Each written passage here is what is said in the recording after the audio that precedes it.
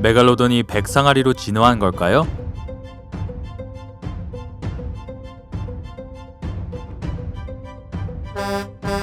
세미트럭만큼 큰 고래를 먹는 거대한 메갈로돈은 대부분의 사람 손바닥 크기를 넘어서는 이빨을 가지고 있었습니다.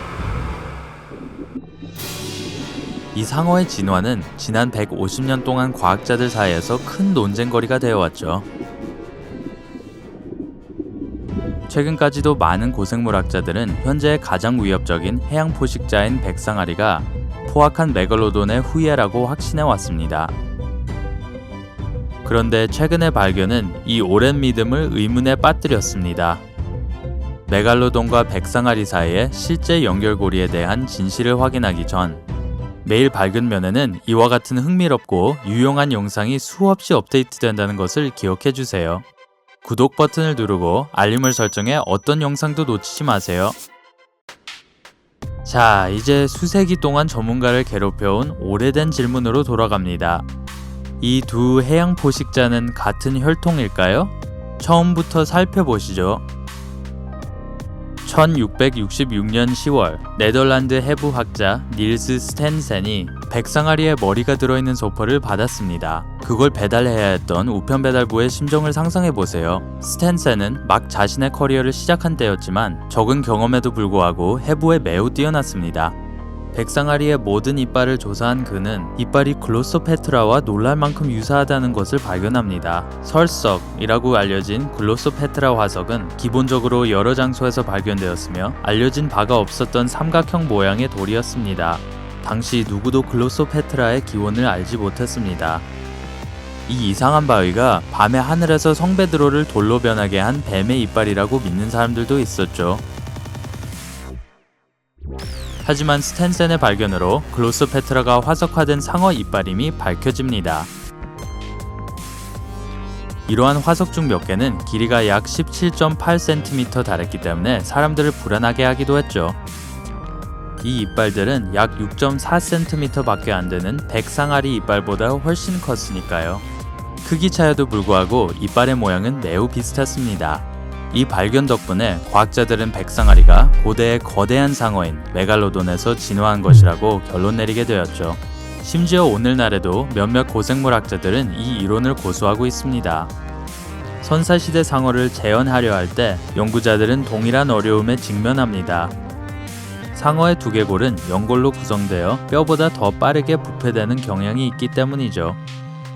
수년 동안 과학자들이 확보할 수 있었던 것은 화석화된 메갈로돈의 척추 몇 점뿐이었습니다. 그렇기에 상어의 이빨을 바탕으로 이론을 구축해야 합니다. 이빨은 뼈로 만들어져 보존 상태가 더 우수하기 때문입니다. 게다가 상어는 주기적으로 이빨을 갈기 때문에 연구자들은 화석화된 이빨을 꽤 많이 얻을 수 있습니다. 형태, 구조, 톱니 같은 가장자리 등 고대 상어와 현대 백상아리 간 놀라운 유사성을 보여주는 이 샘플을 고려할 때 최근 백상아리가 고대의 메갈로돈의 후예라는 것은 당연한 결론으로 보였습니다. 메갈로돈은 지구상에 존재했던 가장 거대한 포식자였습니다. 길이가 18.3m까지 자랐는데 이는 세미트럭 길이와 비슷합니다. 무게는 최대 70톤에 육박했습니다. 비교하자면 코끼리 10마리를 합친 무게와 비슷합니다. 지금은 향유고래가 메갈로돈보다 더 길지 모릅니다. 하지만 메갈로돈이 더 무겁습니다. 이에 비해 백상아리에는 고작 7m까지 밖에 자라지 못하고 기껏해야 3.5톤 정도밖에 나가지 않습니다. 물론 인간과 비교했을 때는 크지만 그 조상으로 추정된 메갈로돈에 비하면 자그마합니다. 메갈로돈이 백상아리보다 20배나 더 무겁고 3배나 더 깁니다. 물속에서 메갈로돈과 만난다고 생각해보면 물론 이 거대한 메갈로돈은 육중한 몸을 지탱하기 위해 엄청난 양의 음식을 필요로 했습니다. 연구자들은 성체인 메갈로돈이 아마도 매일 1톤의 음식을 섭취했을 것이라고 말합니다. 특히 고래를 좋아했을 것이라고 하네요. 믿어지시나요? 너무나 커서 고래를 먹는 상어라니. 하지만 이 생명체의 거대한 크기와 이에 비등한 식욕은 진화의 결과였다고 합니다. 모두 메갈로돈의 조상에서 시작됐죠. 메갈로돈의 조상이 사냥했던 먹잇감들은 현대 고래의 조상뻘입니다. 화석 증거가 이러한 사실을 잘 보여줍니다. 시간이 지남에 따라 고래 크기가 커졌고 새로운 종이 나타났죠. 상어의 다양성도 커졌습니다. 이러한 선사시대의 진화로 카르카로 클래스 메갈로돈이 등장하게 됩니다. 오토두스 오블리쿠스는 이 메갈로돈 종의 먼 조상벌로 6,500만 년 전 생존했습니다. 그 뒤 5,900만 년 전 카르카로 클래스 악수아티쿠스가 나타났습니다. 그 다음으로는 카르카로 클래스 아우리쿨라투스가 5,400만 년 전에 등장합니다. 이 상어는 약 3,003만 년 전 카르카로 클래스 앙구스티덴스로 진화합니다. 대략 2,200만 년 전에 카르카로 클래스 추브텐시스가 나타납니다. 그리고 최종적으로 1600만 년 전에 우리의 카르카로 클래스 메갈로돈이 세상에 등장하게 됩니다. 진화란 참 놀랍지 않나요? 작은 상어가 점점 커져서 결국 약 18cm의 이빨로 고래를 잡아먹는 약 18m 길이의 상어가 되다니요. 이 거대한 이빨은 포식자가 한 입 크기의 물고기부터 거대한 크기의 먹잇감을 조각낼 수 있도록 해주었습니다. 게다가 메갈로돈의 거대한 이빨은 5줄로 배열되어 있었고 그 수가 280개에 달했죠. 빠진 이빨은 보통 이틀 안에 교체되었습니다. 이러한 이빨은 엄청난 악력으로 먹잇감을 물었습니다. 사실 메갈로돈은 인류에게 알려진 가장 강력한 악력의 소유자였죠.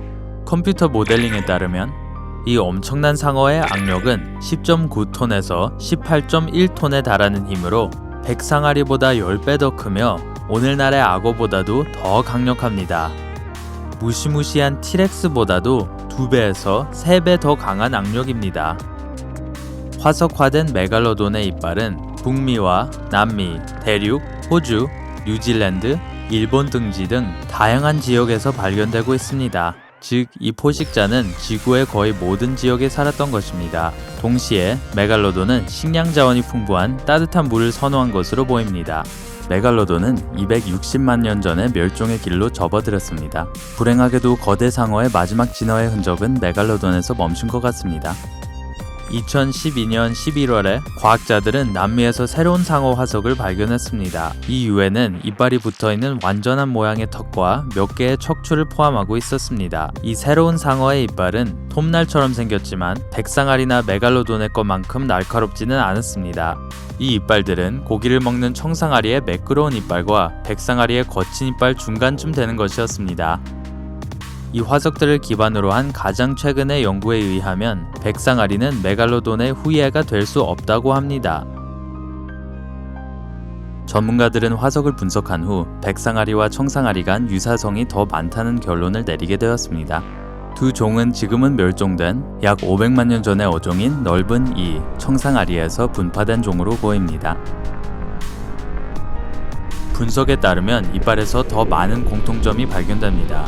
이빨의 뿌리와 이빨의 구조가 상당히 비슷하고 생존하는 동안 이빨의 모양과 크기 변화를 측정한 성장 궤도가 거의 동일합니다.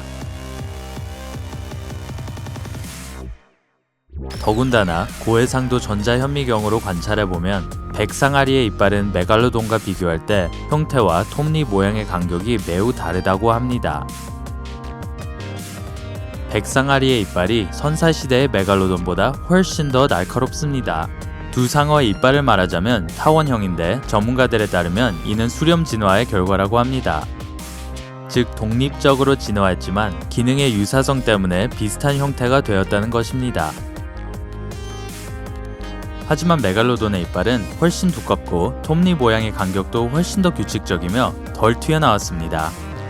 이빨의 뿌리도 V 형태를 하고 있습니다. 반면에 백상아리의 이빨은 더 날렵하고 더 날카로우며 뿌리는 네모난 모양입니다. 과학자들이 메갈로돈과 백상아리의 관련성을 부정하기 위해 내놓은 최신 증거 중 하나는 두 종이 약 1천만 년 동안 함께 생존했다는 사실입니다. 메갈로돈은 따뜻한 지역에 선호했고 백상아리는 북대서양의 차가운 바다에 살았죠. 백상아리가 무시무시한 메갈로돈이 지배하는 따뜻한 유역을 피했던 건 어쩌면 당연한 것입니다. 고생물 학자들은 이러한 이유로 두 상어종이 동일한 분류에 속한다는 것 혹은 동일한 과라는 것을 의심합니다. 둘 다 호기심과 흥미를 불러일으키는 건 사실이지만요. 어떤 이론을 믿으시나요? 아래에 댓글로 알려주세요. 영상에서 새롭고 재밌는 사실을 알게 되셨다면 좋아요를 누르고 친구들과 공유해주세요. 이 채널을 구독하는 것도 잊지 마세요. 밝은 면에서의 삶은 언제나 더 즐거우니까요.